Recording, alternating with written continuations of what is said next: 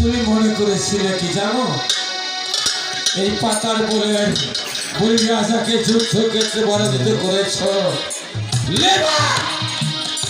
আমি কখনো সে যুদ্ধের পরাজয় স্বীকার করিনি, স্বেচ্ছায় করেছি। কারণ তামাম দুনিয়ার এই পাতার পরে হিন্দু আমাকে ঠুক্কর দেখি নাই বললে বলি রাজা রাগাবে অবিচার করে পৃথিবীর বুকে কেন করেছি ভাই বন্ধুরা আমার, সেটা আপনাদের বোঝার মতো